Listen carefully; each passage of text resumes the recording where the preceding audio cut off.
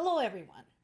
The biggest news item when it comes to the war in Ukraine, appearing across multiple sources from multiple countries, multiple continents, is the arrival of F-16s to Ukraine.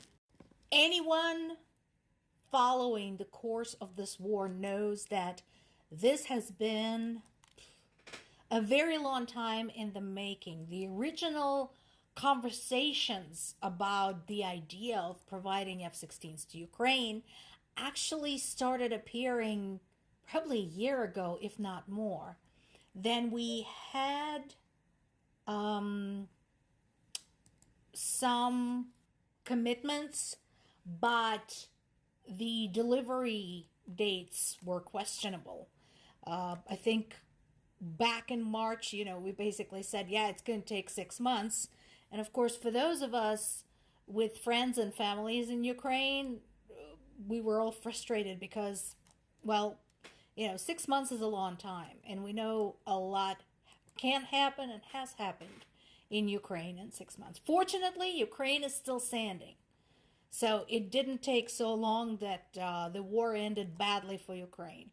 And of course, now the big question for everybody is, so how is it going to go? They have the F-16s. They have been trained to use the F-16s. Thank you, France. Thank you, Denmark. Thank you, UK. All of you, thank you so much for bringing Ukrainian soldiers up to date on this. Ukrainian pilots, mechanics, everybody. But, of course, the question remains, what's next? Meanwhile, speaking of weapons and use thereof, Putin offers a new Russian nuclear doctrine.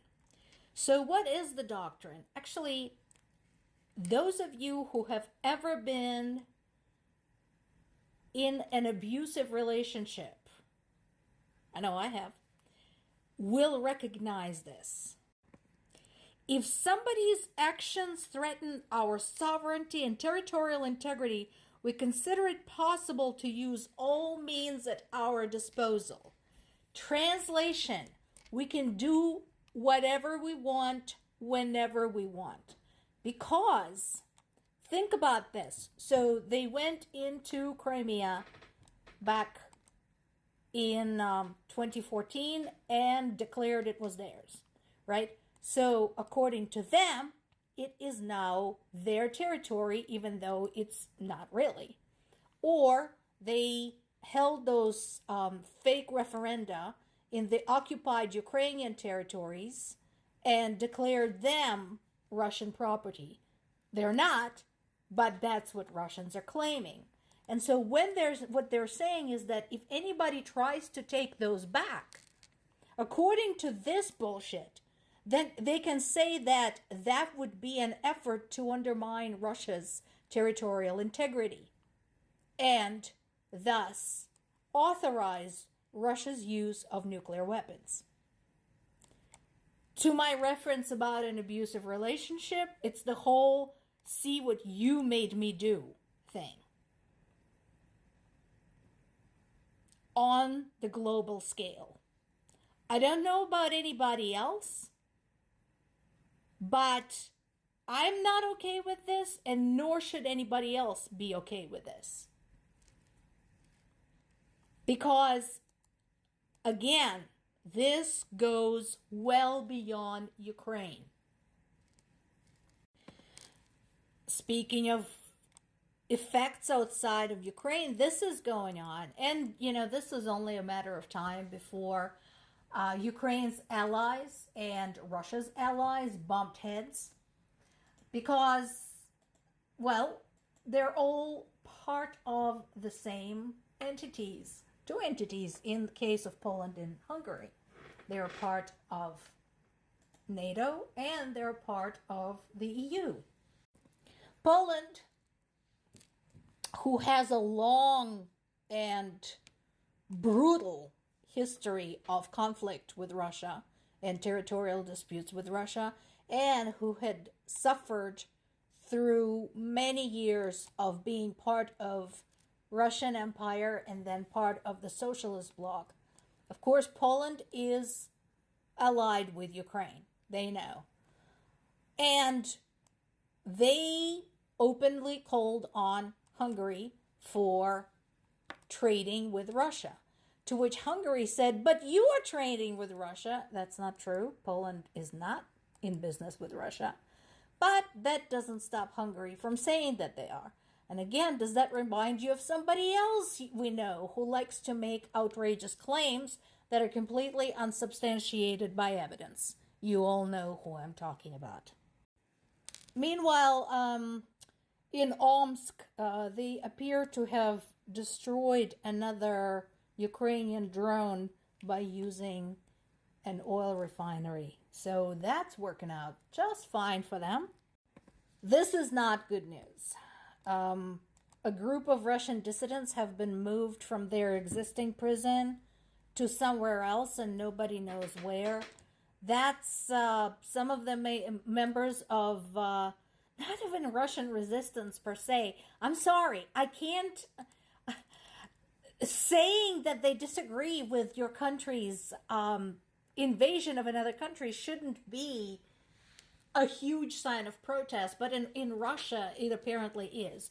So these people were imprisoned and sentenced to multiple years in prison for that. Their only crime was speaking their mind about what they thought, about Russia's invasion of Ukraine. And for that, they were arrested, tried, accused of all sorts of things, and put in jail. Well, now they're being moved to somewhere else, and I don't like this because I think that's going to end badly for them. I don't know if these people are actually going to survive.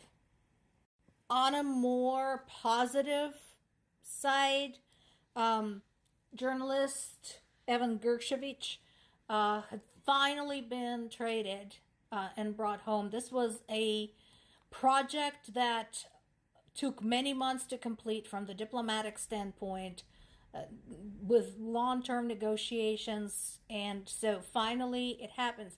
But the interesting thing that this article talks about is that